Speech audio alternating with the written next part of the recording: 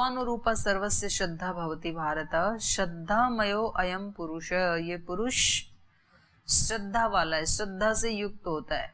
इसलिए यह यत् श्रद्धः, जैसी जिसकी श्रद्धा, स एव सह, वैसा ही उसका स्वरूप।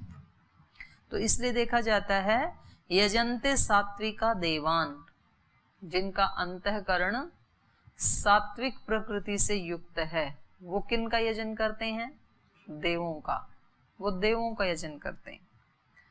और यक्ष रक्षांसी राजसा, यक्षों का और राक्षसों का यजन कौन करते हैं? राजस प्रकृति वाले, राजसिक प्रवृत्ति वाले, बीच वाले।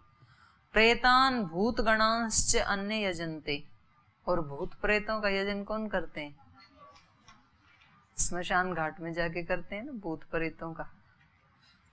तामसा जना, वो तामसिक प्रकृति के लोग हैं। अभी नवरात्र शुरू होने वाले हैं, तो उसमें वो काट के बकरे को देवी को चढ़ाते हैं।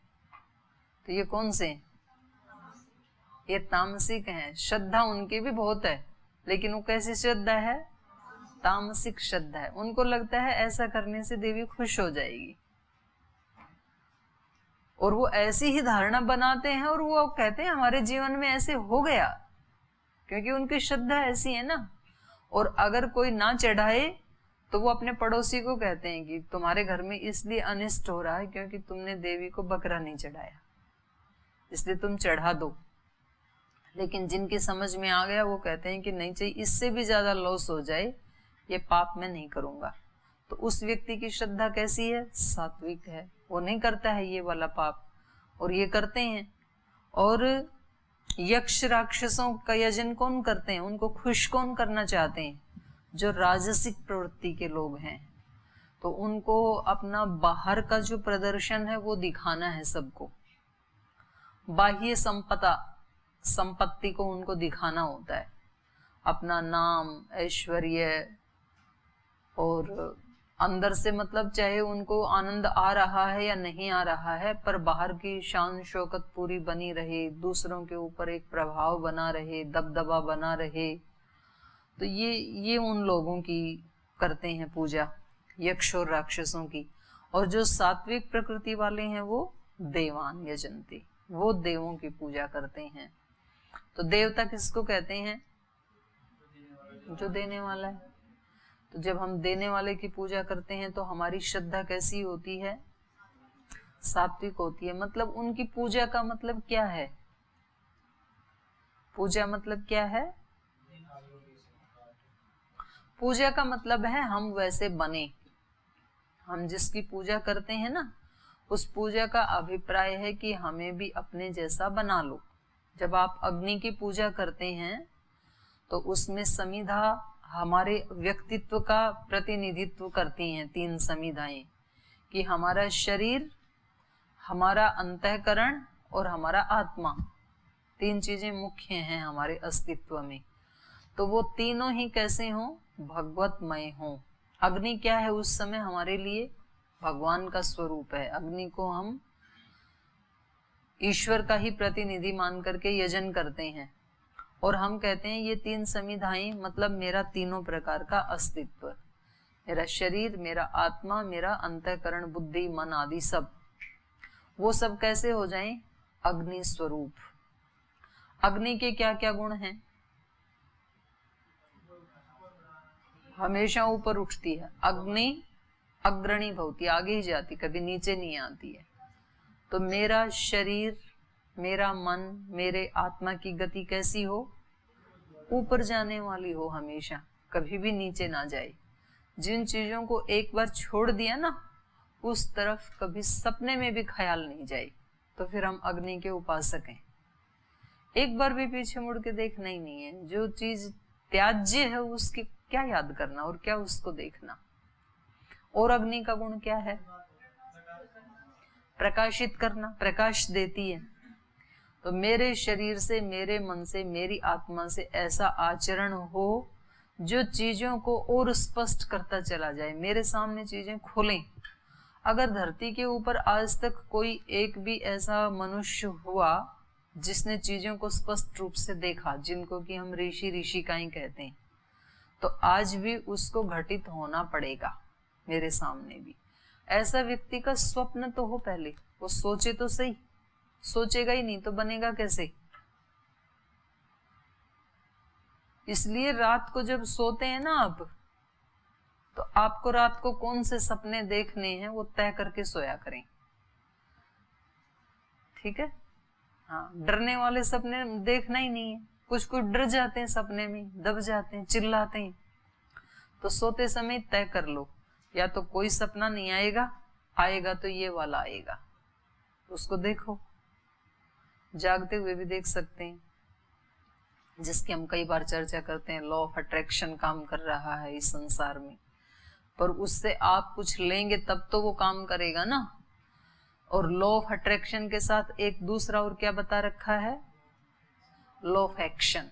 अट्रैक्शन के साथ एक्शन जरूर चाहिए, नहीं तो फिर वो शेख चिली वाली कहानी ना बन जाए कहीं।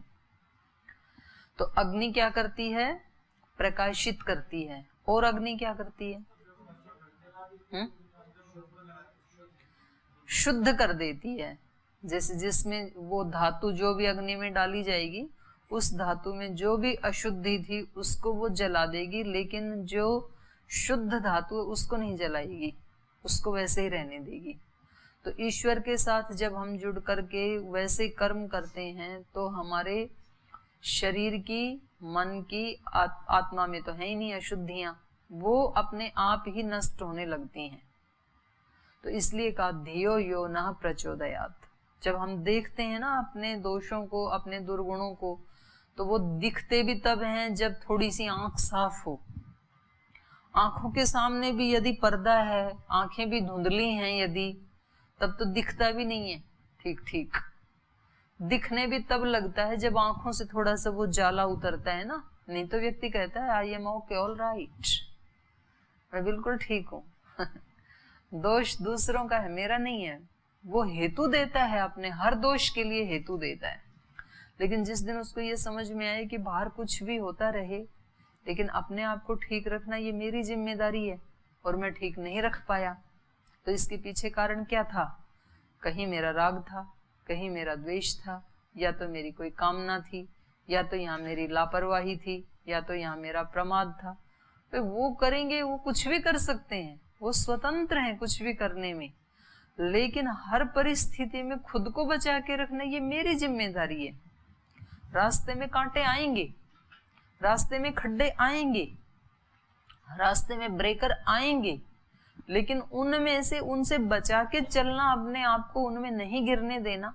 अपने साइकिल को, अपनी बाइक को, स्कूटर को, स्कूटी को, या पैदल चल रहे हैं तो ये बचा के रखने की जिम्मेदारी किसकी है? हमारी है ये। वो तो आएंगे ही आएंगे। इस दिन हमें ये दिखने लग जाता है ना, तो उस व्यक्ति को जागरूक व्यक्ति कहा जाएगा, और फिर वो बच भी जाएगा। तो हमें हमारे जीवन में कहीं भी छोटे मोटे भी एक्सीडेंट होते ही रहते हैं रोजाना, और हम बड़ी आसानी से दूसरे के ऊपर डाल के खुद को पुरुषार्थहीन बना लेते हैं। हम कुछ करते ही नहीं है उसके लिए, और जब तक पुरुषार्थ करेंगे ही नहीं तो वो ठीक होंगी कैसी चीजें? इसलिए होती भी नहीं है। 10, 20, 50, 60 साल बीत जाते हैं, 70, 80 साल बीत गए, वही शिकायतें। जिनके प्रति शिकायत कर रहे थे वो व्यक्ति तो बदल गए, लेकिन शिकायतों का स्वरूप नहीं बदला।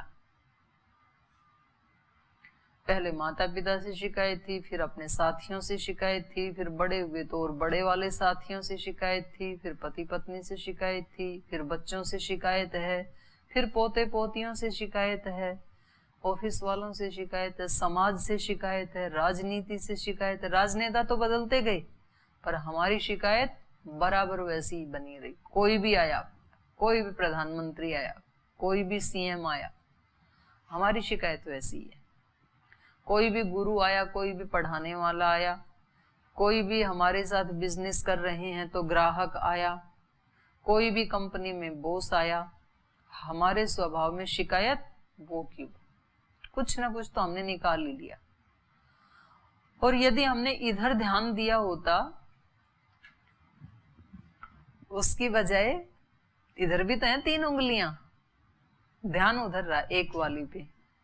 इधर यदि ध्यान होता तो कुछ ना कुछ तो जरूर ठीक होता, क्योंकि ये दिशा ठीक है, यहाँ हम कर सकते हैं, क्योंकि ये पूरा 100% हमारे अधीन है, वो हमारे अधीन नहीं है दूसरे वाला। यहाँ तो हम जितनी हमारे अंदर ताकत है, आज नहीं तो कल होगा, होना ही पड़ेगा उसको, नहीं है तो और मांगेंगे हम। तो अग्नि क्या करती है? शुद्ध करती है। तो हमारे कर्म हमें शुद्ध कर सकते हैं, लेकिन कब? जब अशुद्धि दिखे तब। अशुद्धि दिखती नहीं है तो शुद्ध करेंगे कैसे? और अशुद्धि कब दिखे?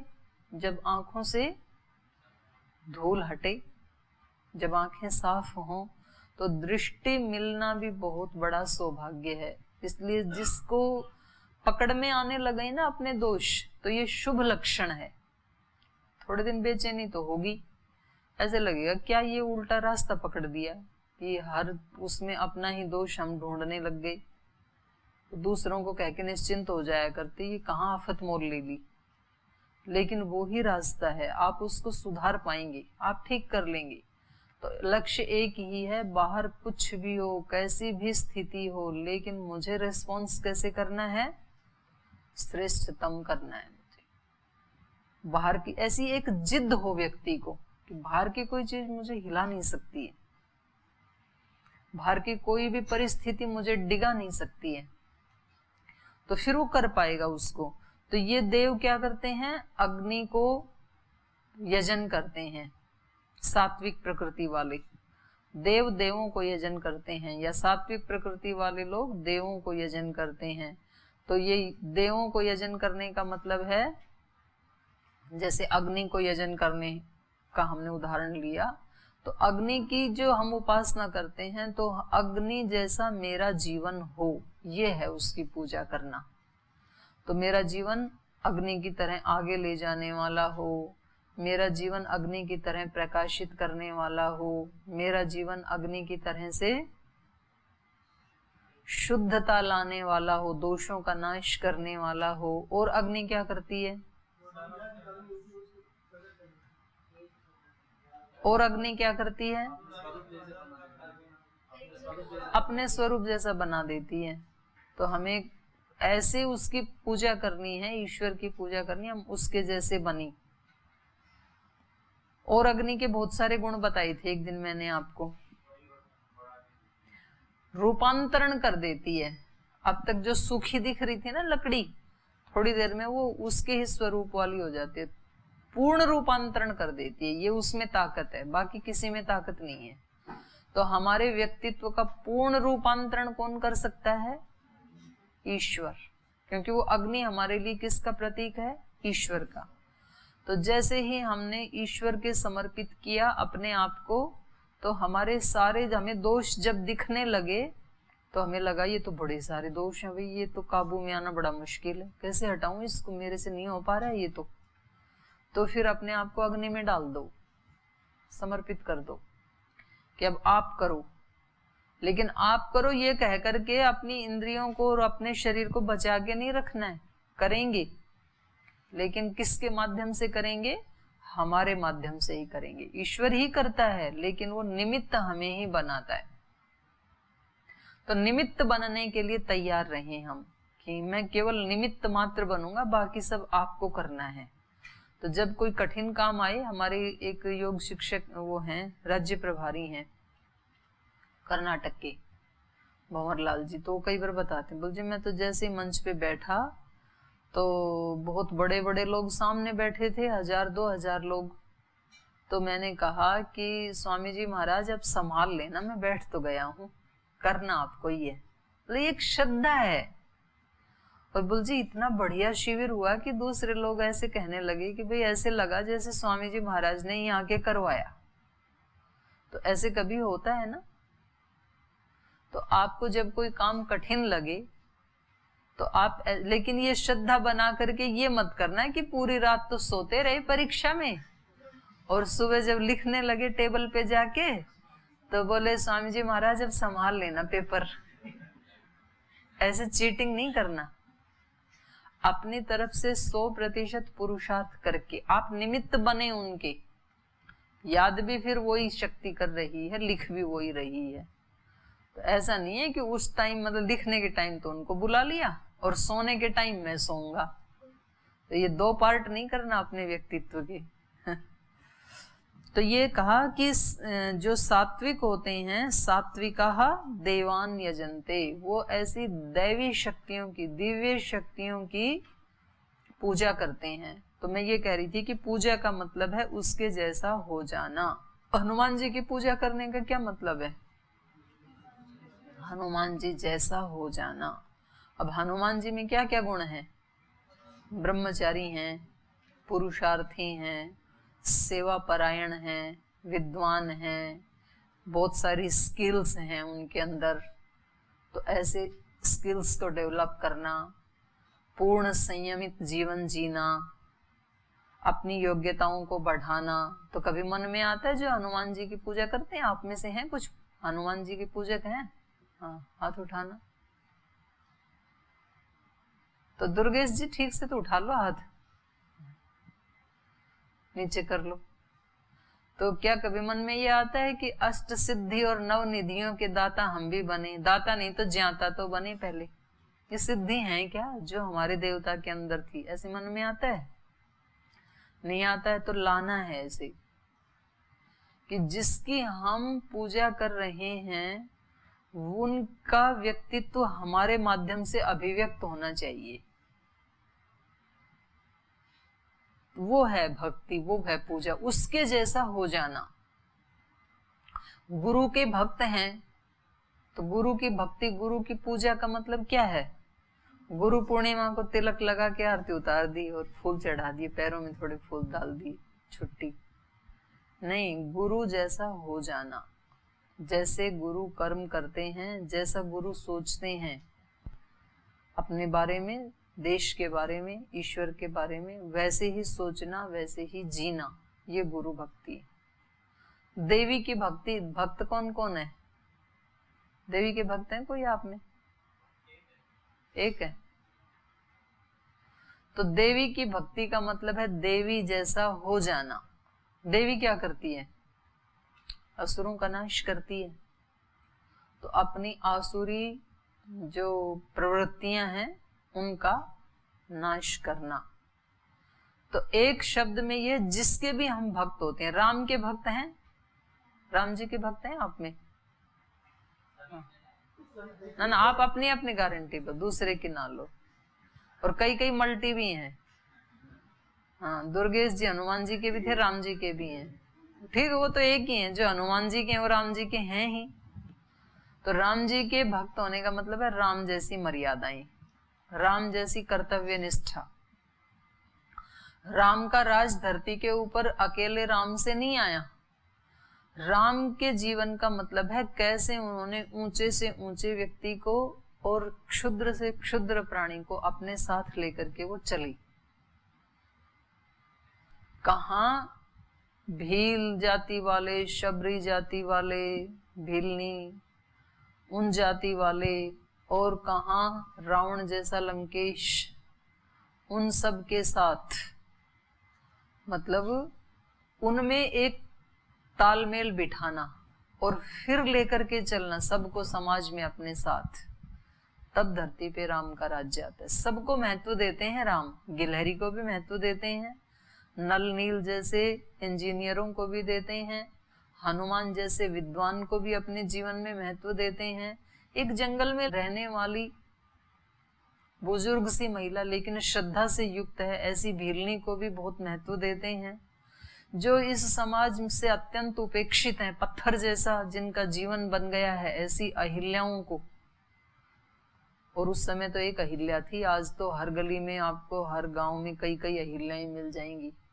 उन सबको भी महत्व देना जिनको समाज उपेक्षित दृष्टि से देखता है। जो नाव आदि चलाने वाले सामान्य अपना रोजगार करके अपने जीवन में गुजारा करते हैं, उन लोगों को भी महत्व देना।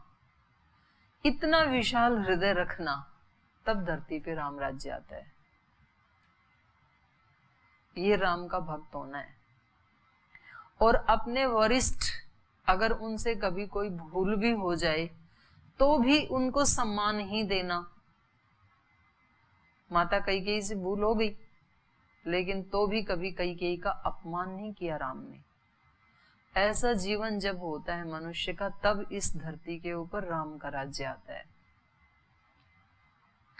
तो केवल हम रामायण की चौपाइयां गाएं या श्री राम के भजन गाएं, उतने मात्र से हम राम के भक्त नहीं होते हैं।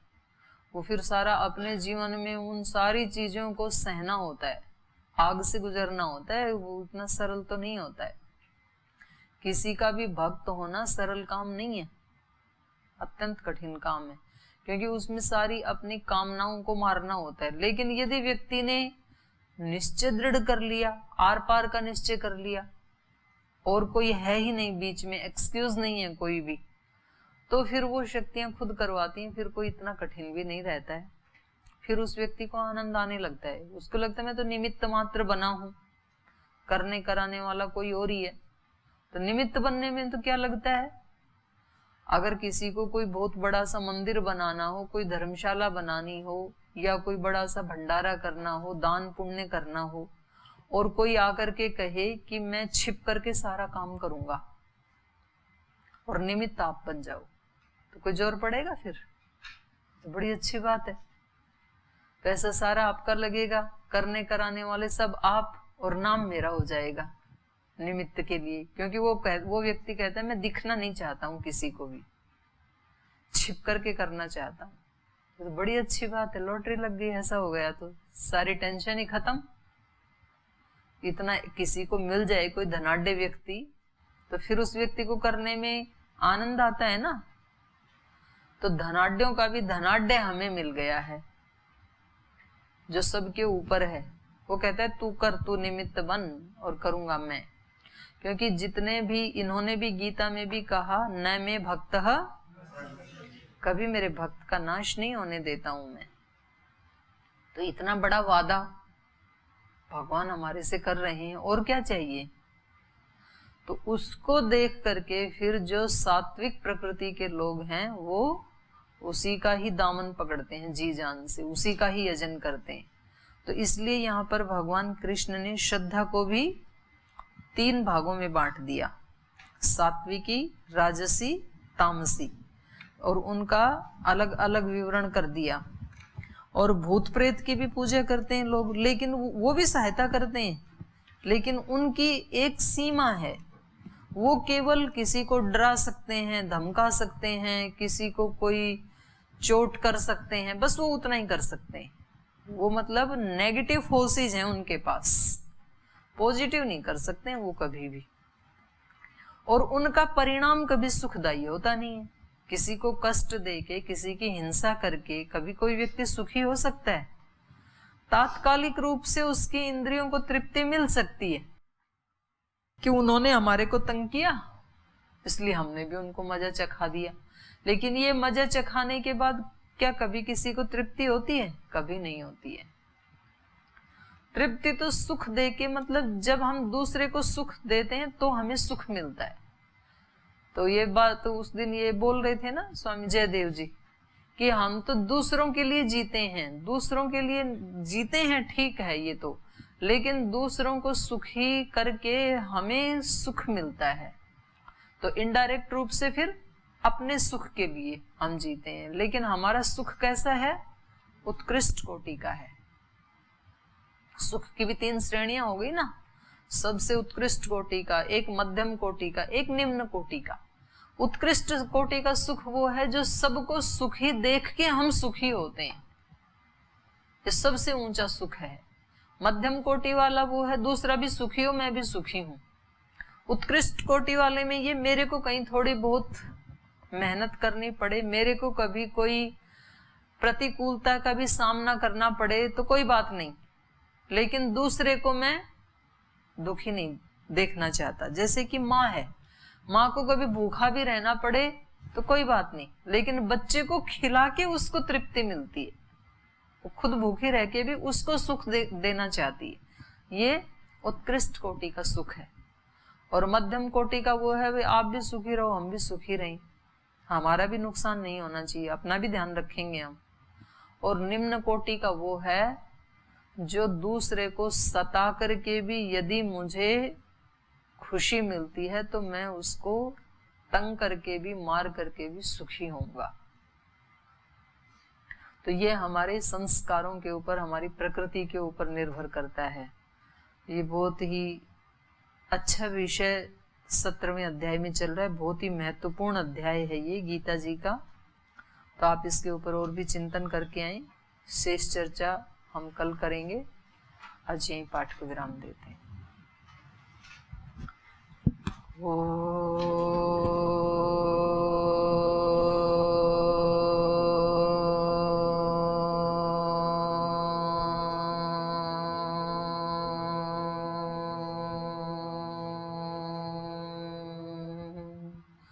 शांति शांति शांति। श्री गुरुभ्यो नमः। हे हृदयेश्वर, हे सर्वेश्वर, हे प्राणेश्वर, हे परमेश्वर। हे हृदयेश्वर, हे सर्वेश्वर, हे प्राणेश्वर, हे परमेश्वर। हे समर्थ, हे करुणा सिंधु, हे समर्थ, हे करुणा सिंधु। विनती ये स्वीकार करो, विनती ये स्वीकार करो। भूल दिखाकर उसे मिटाकर, भूल दिखाकर उसे मिटाकर अपना प्रेम प्रदान करो, अपना प्रेम प्रदान करो। पीर हरो हरि, पीर हरो, पीर हरो हरि, पीर हरो, पीर हरो हरि, पीर हरो, पीर हरो हरि, पीर हरो।